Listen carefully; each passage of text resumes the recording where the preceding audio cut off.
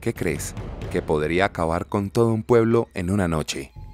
Las respuestas pueden ser múltiples: una inundación, un incendio, un maremoto, una avalancha e incluso la terrible y malvada intervención humana. Pero si hay algo en común en todas estas situaciones, es que los rastros de las mismas son observables y ciertamente medibles, al menos a primera vista. Tal fue el caso del desastre de la ciudad de Armero en Colombia, donde a causa de una erupción volcánica en el Nevado del Ruiz se produjo un descongelamiento de bloques de hielo que produjo una avalancha que arrasó con esta ciudad en unas cuantas horas en una fatídica noche del 13 de noviembre de 1985. Después que las avionetas y los helicópteros sobrevolaron la zona a la mañana siguiente, se encontraron con una ciudad sepultada viva bajo el lodo. Un poco menos de 30.000 personas fallecieron esa horrorosa noche. Pero el incidente del lago Níos, en el noroeste de Camerún, a la vez que una catástrofe humanitaria, es un relato de terror que para aquellos que lo experimentaron y lo estudiaron, los traumó por el resto de sus días.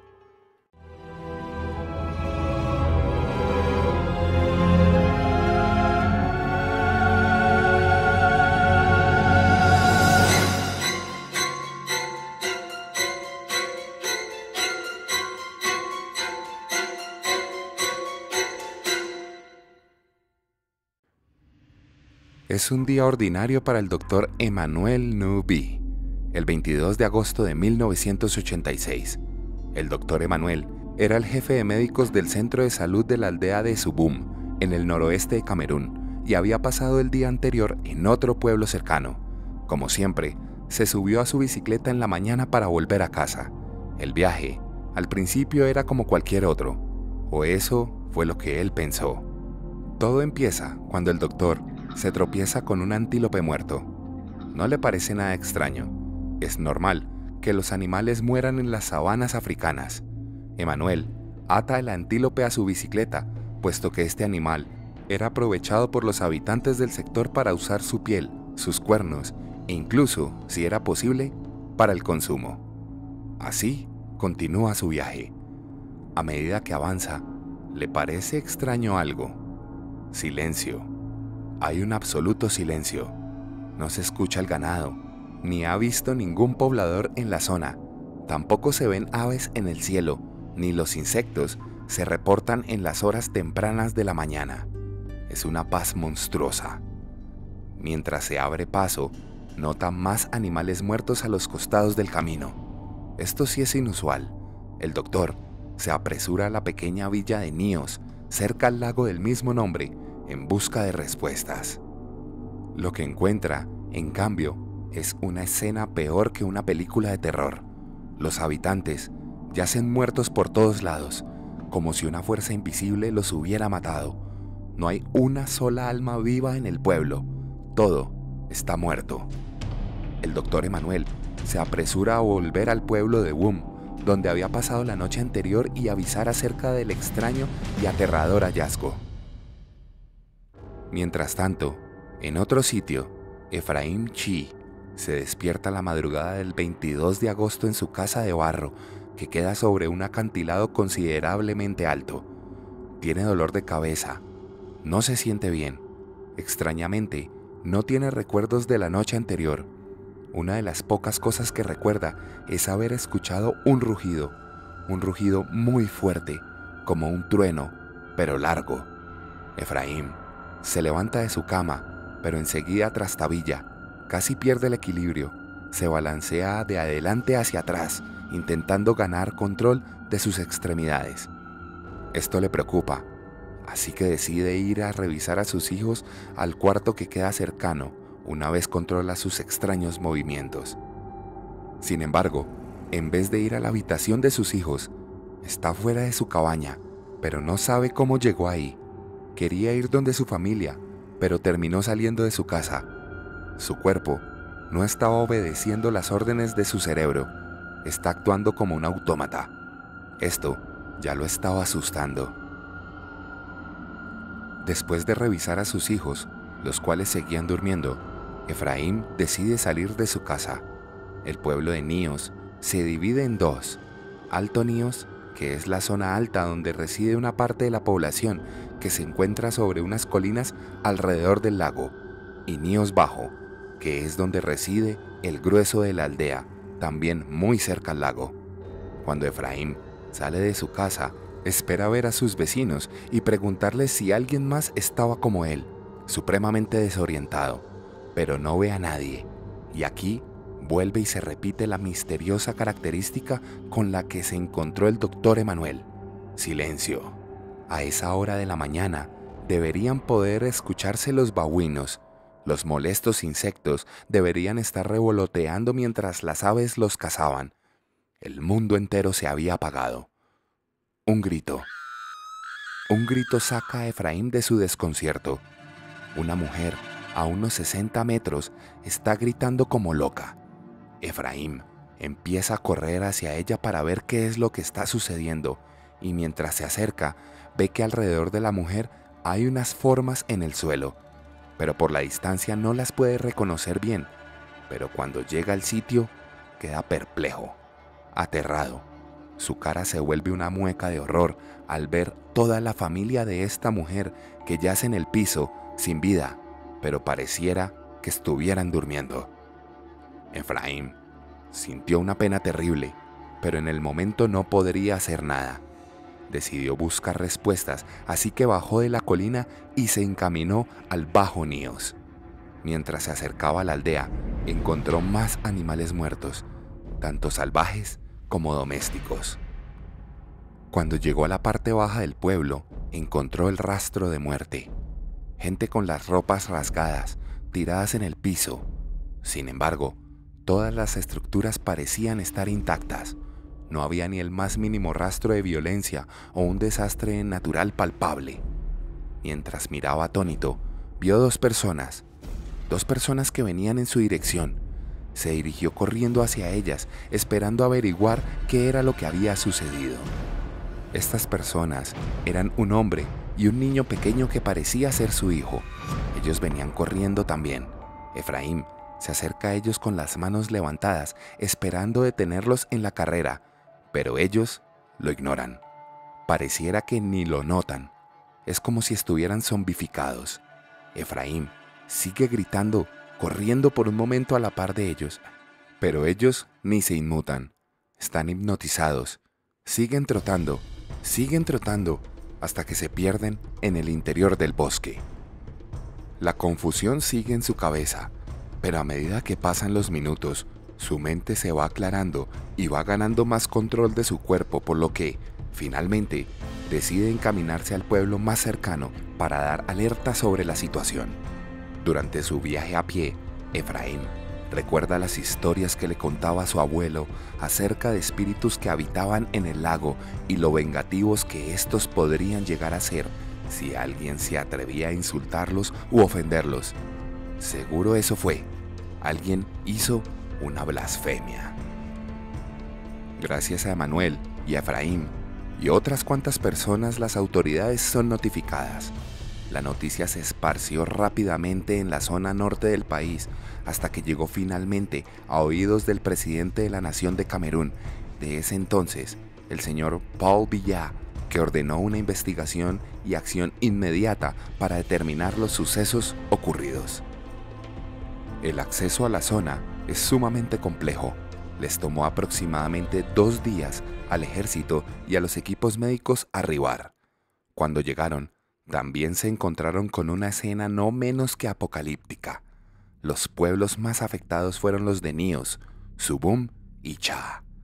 Los cuerpos se encontraban esparcidos por todos lados, mientras algunas víctimas estaban en sus camas, durmiendo, y otros sentados en sus sillas de descanso. Otros estaban por fuera de sus hogares.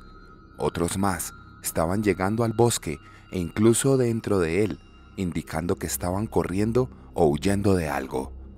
Los animales también tenían las mismas características. Algunos estaban durmiendo mientras murieron, otros intentaron huir.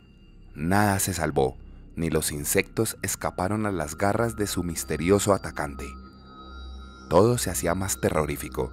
No había la más mínima pista de qué podría haber sucedido allí. Entre más pasaban las horas, el misterio se hacía más grande, todo se hacía más tenebroso. Toda la vida del valle alrededor del lago Níos se había extinguido. A pesar de esto, algunos lograron escapar al misterioso asesino. Mientras el ejército y los pocos organismos de control se encargaban de apilar los cientos de cuerpos de personas y animales muertos en fosas comunes para después quemarlos, la investigación empezó. Los pocos sobrevivientes presentaban problemas respiratorios, signos de desorientación y lesiones en la piel similares a quemaduras. Curiosamente, la gran mayoría de estos supervivientes procedían de las colinas cercanas por encima de la villa principal de Níos. Para evitar una continuación a esta misteriosa catástrofe, el gobierno de Camerún empezó una movilización de más de 4.000 personas en las áreas circundantes a la zona más afectada, lo que causó que miles de personas lo perdieran todo de la noche a la mañana, pero aún así, sin saber qué había causado su desgracia. Por supuesto, el acontecimiento llamó la atención rápidamente de la comunidad internacional. Cantidades gigantescas de comida, ropa y alimentación comenzaron a llegar de diferentes partes del mundo. Por supuesto, la ayuda no se vio limitada solo en cuanto a la amortiguación del desastre. Un equipo de científicos norteamericanos llegó unos cuantos días después con intenciones muy diferentes. Su intención era estudiar la particularidad de la tragedia, descubrir qué había sucedido en ese evento sin precedentes y, sobre todo, misterioso. Lo que encontraron, nadie lo esperó y convirtió el desastre del lago Níos en uno de los más extraños en la historia de la humanidad, que se había cobrado la vida de más de 1.700 personas en una noche y más de 3.500 cabezas de ganado. Pero para la población local no había ninguna duda, el lago estaba maldito.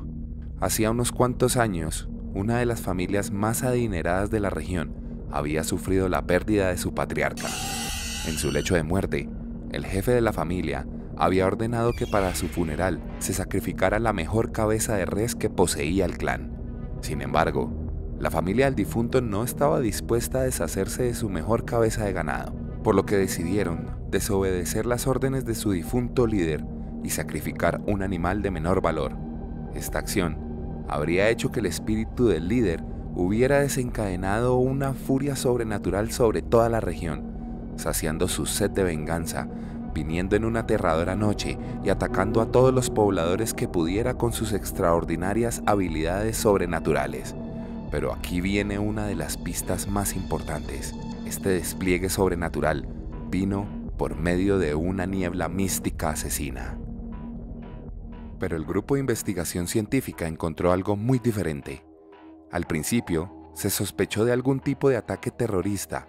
Después de todo, la zona siempre había estado en disputa por muchas razones territoriales. Recordemos que Manuel comentó acerca del sonido de una explosión. Varios de los sobrevivientes y personas que residían cerca al lago Níos también relataron y confirmaron haber escuchado una explosión, un sonido vibrante y casi sordo, una especie de trueno de una duración de unos 20 o 30 segundos. Y tenían razón, la región estaba bajo ataque, pero ese ataque no venía por parte de la mano humana, en vez de eso, fue producido por la naturaleza misma.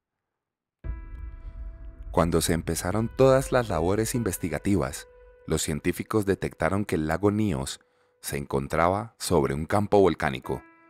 Este campo volcánico había estado creando mucho tiempo una inmensa cantidad de magma, que a su vez, y en consecuencia, creó cantidades increíbles y alarmantes de CO2, también conocido como dióxido de carbono. Este material se acumulaba en el fondo del lago, pero de manera silenciosa, no presentando ninguna alteración natural visible. El lago no daba pistas sobre su furioso e impredecible ataque. Bueno, eso fue hasta agosto 21 de 1986. Hasta el día de hoy, no se sabe con certeza qué causó tal exudación masificada y por qué esta no se había producido gradualmente, pero la acumulación de materiales por cientos de años finalmente se liberó, inesperadamente, expulsando residuos volcánicos al agua, levantando una columna de 90 metros de agua sobre la superficie del lago, produciendo una especie de mini tsunami en la zona y, por increíble que parezca, nadie la observó, nadie la vio. Sin embargo, ese no era el mortífero ataque. El asesino silencioso vendría en forma de niebla, que probaría ser una mortal doncella silenciosa, cansina, fugaz y terriblemente efectiva. Esta niebla estaba hecha principalmente de dióxido de carbono, junto con otros químicos traídos desde el fondo del lago. El dióxido de carbono es muchísimo más denso que el aire y es irrespirable. Además, se mantiene muy bajo cerca al suelo. En otras palabras, lo que sucedió fue que estas altas concentraciones de dióxido de carbono reemplazaron el aire respirable, por lo que el gas, cuando se adentra a la villa cerca del lago y el área circundante, empieza a inundar los pulmones de todo lo que respira. Entre más intentaban respirar las personas y animales, más el dióxido de carbono se acumulaba en sus pulmones y más los sofocaba. La concentración era tan alta que incluso los carros se vieron afectados y los motores se paralizaron debido a que el aire limpio no circulaba por ellos, haciendo que la combustión que es necesaria para que estos funcionen no fuera posible. Esto explica por qué varias de las personas que vivían en las partes altas de la colina sobrevivieron al incidente, ya que se mantuvieron por encima de la baja cortina de niebla asesina. También explica las llagas y quemaduras cutáneas en algunas personas, tanto supervivientes como víctimas fatales.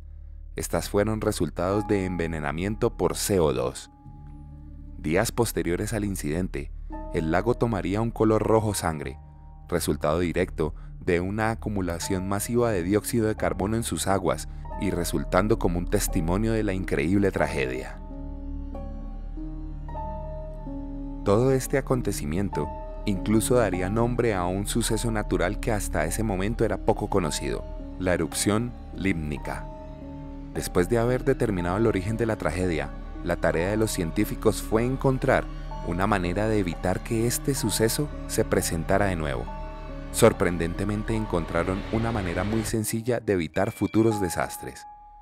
Procedieron a instalar unas pipas de aire directamente en el suelo del lago que dan hasta la superficie del mismo, permitiendo que éste libere CO2 constantemente en bajas cantidades sin ninguna explosión masiva, haciéndolo bastante seguro para vivir, al menos por el momento.